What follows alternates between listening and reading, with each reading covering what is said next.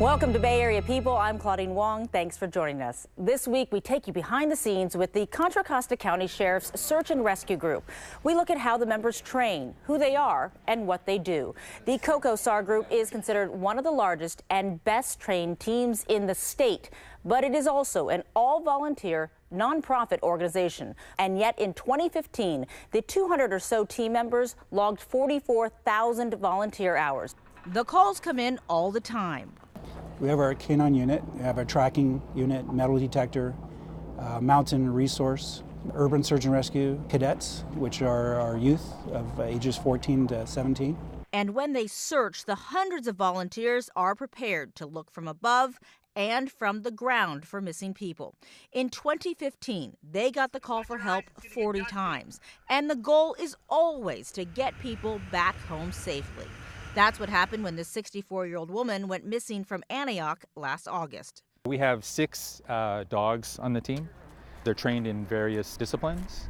If you think about a missing person and their last known point, they could go in any direction. That's a huge search area.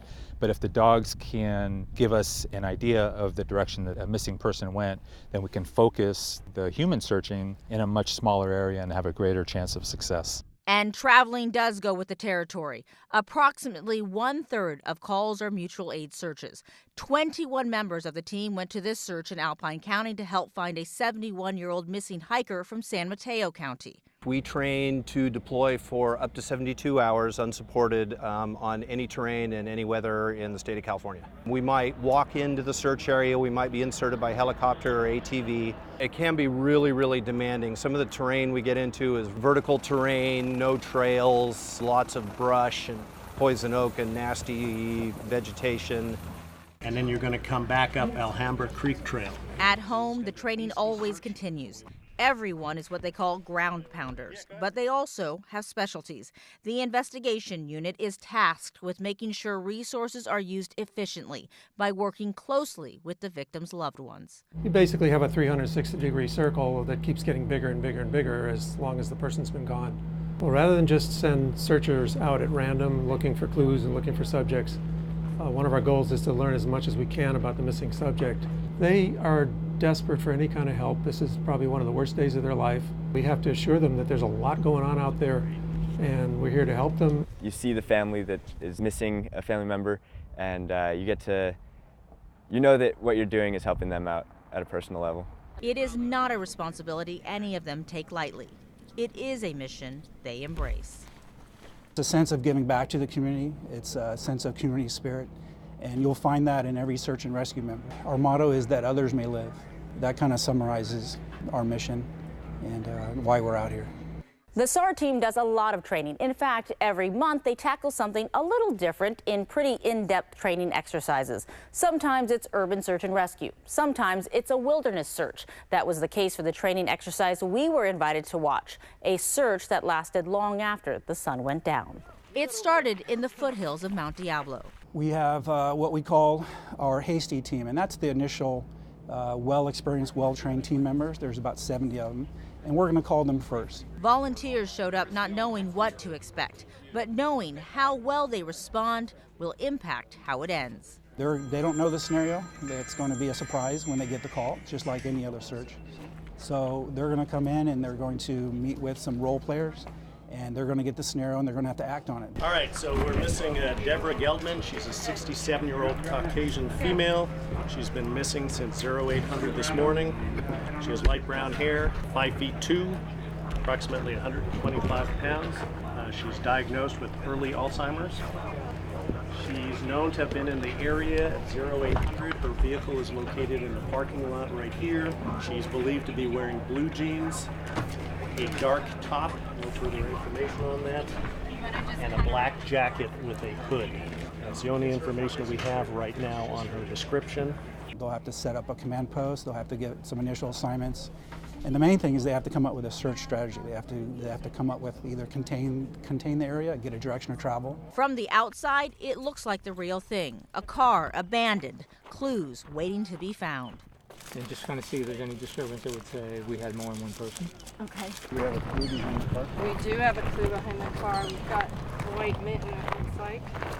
And then the scenario is going to lead them where they're going to have to call the full team out. And that'll be about an hour afterwards. So the full team will get a call, and we'll invite all 200 team members to come out tonight. And hopefully there will be a resolution. They'll find our missing subjects. The resolution often takes hours, with the search going into the dark and cold as nighttime wears on. It is why they look at all the angles. Well, rather than just send searchers out at random looking for clues and looking for subjects, one of our goals is to learn as much as we can about the missing subject. And what we do is send trained team members in to meet with the family, friends, co-workers, anybody who might have some insight. It is also why they use every resource they can to find the victims as quickly as possible. We have other resources like the canines and the trackers who might help give us the direction of travel, but what we're trying to do here is get ahead of the game and understand the motivation where they might be headed. There are so many moving parts when it comes to a search and rescue operation. When we come back, we break it all down, taking a closer look at the specialists within this incredible group. Some of the terrain we get into is vertical terrain, no trails.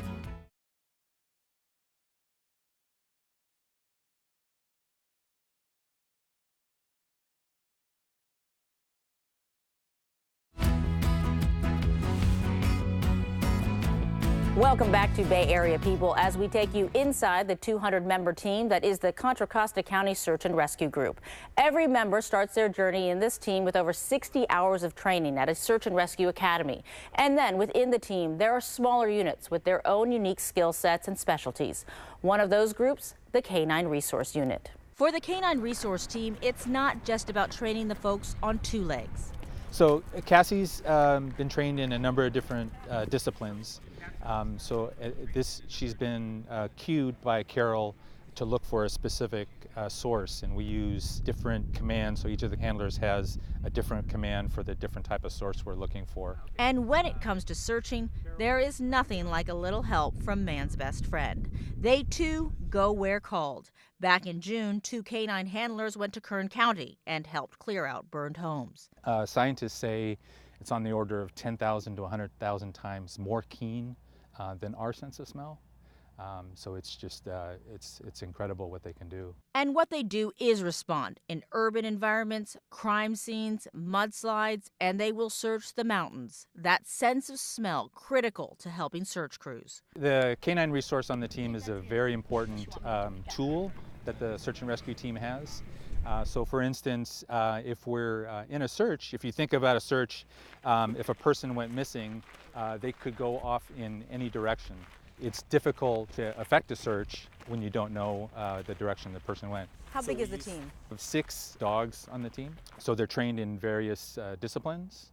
The most common is what's called a trailing dog, and that's a dog that's trained to be presented with a scent article from the missing person and then to follow that scent trail. And while they train with the larger group, this team requires a lot of additional hours. How do you get these dogs, and how do you get the people who know how to handle these dogs? So that's a great question. The dogs require a lot of training. So the dogs train twice a week, an average of 2 to 8 hours in each training. So that's about 400 hours a year. So it's a lot. When they're searching for somebody, they're not doing it out of empathy. They don't feel sorry for the missing person. It's there's a routine and a game for them. Where are they coming from? I mean, who are the handlers? Carol's been on the team for at least 10 years. The dogs are pets first, and so they come from members of the team. So in order to be a dog handler on the team, you have to be on the team for a year. Do you need a specific breed?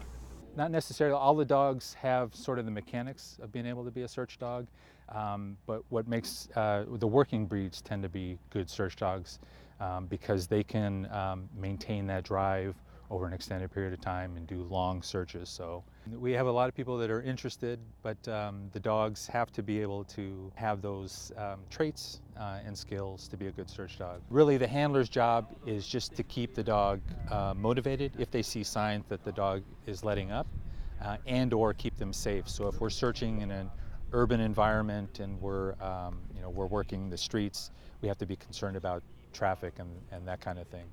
When it comes to rescues, there are some places that are harder to get to than others, and difficult terrain can mean calling in a special group called the Mountain Rescue Group Resource. They can and they do respond anywhere in the state, in all seasons, all conditions, and all elevations. Tell me about your team then. So there's about 30 of us. We're a subset of the overall team. Our primary responsibility is for the citizens of Contra Costa County, but we're able to deploy to other counties that are more rural in California. A lot of the counties, say Butte County, Alpine County, they have smaller teams than we do, so when they have a missing person, they tend to exhaust their resources after the first day or two, and then they call down here to the Bay Area. And there's 3 teams here in the Bay Area that are certified by what's called the Mountain Rescue Association. So we get called up to those kind of remote area searches to help support the smaller counties when they exhaust their resources. How often does that happen?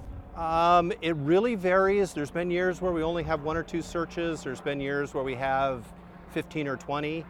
This year, I believe we've had about 10 so far. Take us through your gear. Is this all paid for by individual members too? In terms of... A lot of it is, so we kind of have 2 sets of gear.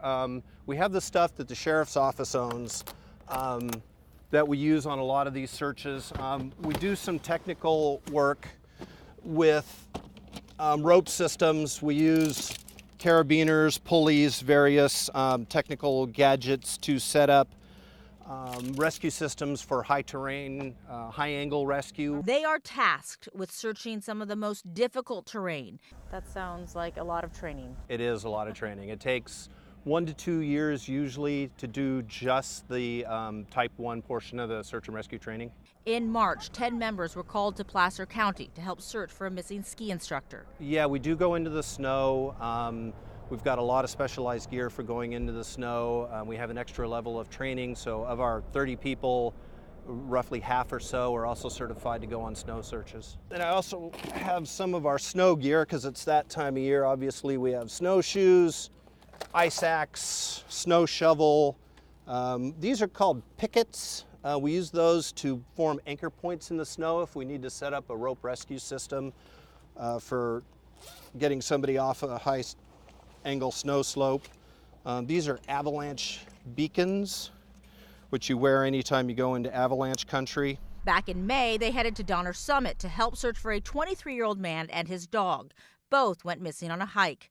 And 12 members and staff helped search for a missing woman in Butte County. A woman who just lived up there in the mountains went for a walk with her dog and went missing for 3 days, and she ended up falling down a really steep canyon. So we deployed a lot of this technical gear to help get her up out of that canyon. How rigorous and strenuous is that kind of work? It's pretty strenuous. It can be really, really demanding. Some of the terrain we get into is really very vertical terrain, no trails. We train to start from the top of or the bottom of a cliff and set up these really beefy double rope systems that you really don't need to be that strong a climber to use. And from the mountains to the search for metal, how technology is helping that mission when we come back. If there was a buried body there, it would pick up their fillings, for example, or jewelry that they have on.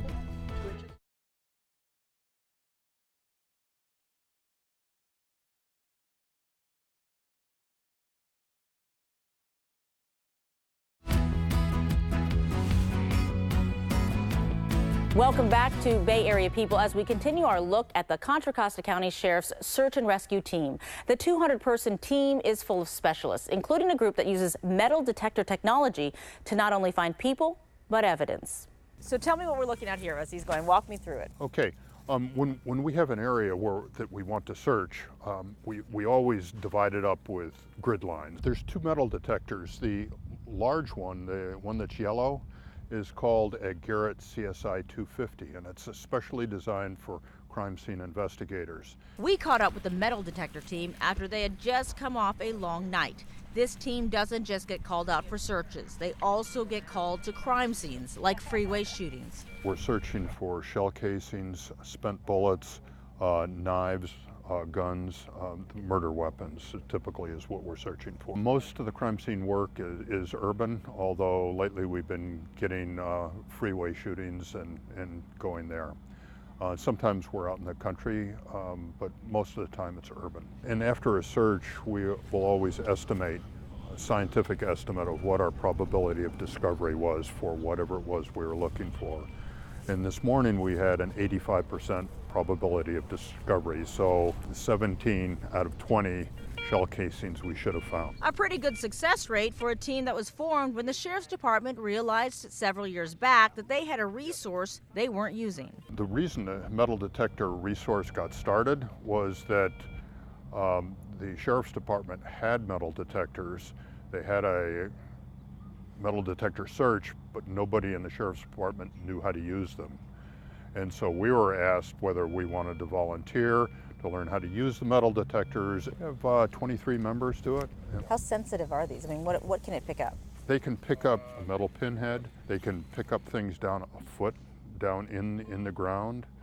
If there was a buried body there, it would pick up their fillings, for example, jewelry that they have on.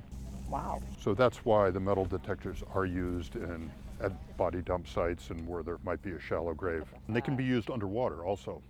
Really? Yes, they're waterproof except for the electronic unit up at the top. Yes, now there's a pinpointer the guy's using. He'll find whatever it is they're looking for. It takes time because rushing isn't an option. Is that a patience is a virtue resource team? Yes, and this morning's search we had to wait an hour or more before the search warrant came. And it takes commitment, a lot more than you might think. What do you think surprises people most about the team that they don't know? It requires an awful lot of training. Just to get on the team, you need a month of training, okay, through our academy. And then afterwards, you have 4 months of emergency medical responder training.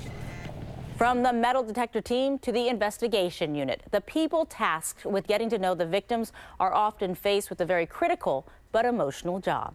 When it comes to search and rescue, it's not just about the searchers. It's also about what happens behind the scenes. What's the difference between what you guys are doing with what police would be doing in that same situation?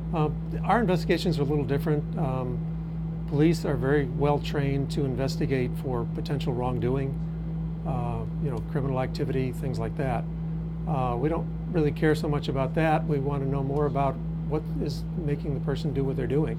I majored in psychology, and it was a great opportunity for me to leverage some of my work skills. And we have a couple of real experts on the team who have been doing this for a lot of years. We've got one team member who actually wrote a book on the subject. The responsibility comes with incredible highs and lows. They are desperate for any kind of help. This is probably one of the worst days of their life. If you happen to be there when the find is made and the person's in good health and is reunited with their family, you're the one that gets the hugs from the family because you're there. Conversely, it's not fun to be there when they have bad news to convey. And yet, they treat each person as they would their own loved one. I mean, my dad is 98 years old. He has a lot of issues. He's hanging in there very well. But I would want all of our team members to put every effort into every search, and that's what they do. They treat every search like it's their mother, father, daughter, whatever. And in his case, the day came when he didn't have to imagine. A couple of years ago, it was a missing Alzheimer's walkaway, and they assigned me to go and interview the family. And when they gave me the address, I realized it was my daughter's next door neighbor. Oh my. And I knew the lady. It became very personal at that point. Fortunately, the resolution was good. We found her a few hours later, and that was one night I got the hugs. So how do you get all these people to join the team? A look at the youngest members and what some of these folks do for day jobs when Bay Area People comes back. Even though we all come from different backgrounds, what bonds the 200 people is our sense of community spirit.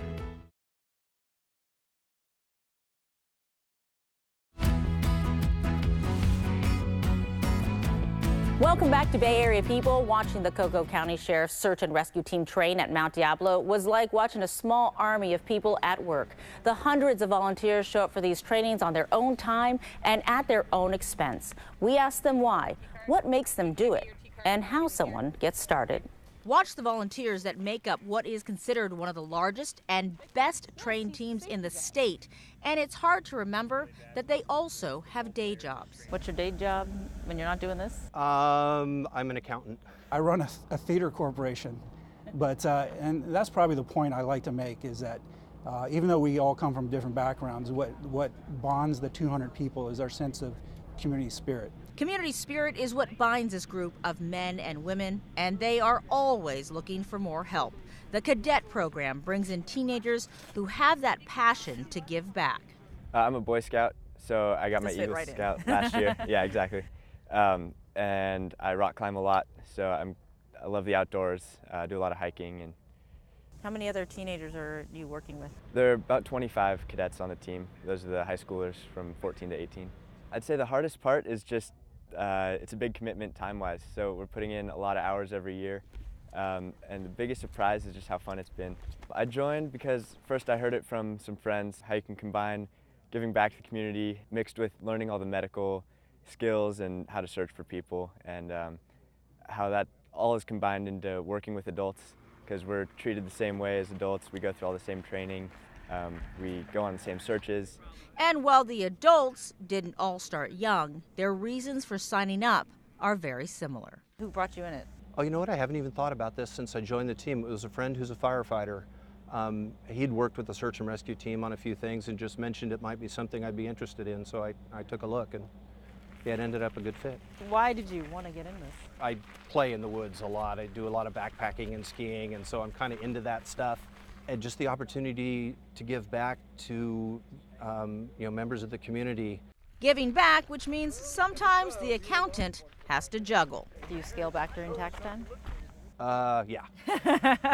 But they'll tell you it's all worth it when you bring someone home. And that's what drives us. In the middle of a night, we'll leave the safety and comfort of our home, and we'll leave and we'll go out and help a family in crisis, a stranger that needs some help. If I get lost out there, I sure hope they send everybody in the state to come look for me. That's going to do it for us here on Bay Area People. Our thanks to the Contra Costa County Sheriff's Search and Rescue Unit for letting us watch them work. We are going to put all the information from all of these segments on our website, KTVU.com, and that includes how to sign up to join the search and rescue team. And please check out our Facebook page because we put a lot of great stories there. Thanks for watching, and we'll see you again next time right here on Bay Area People.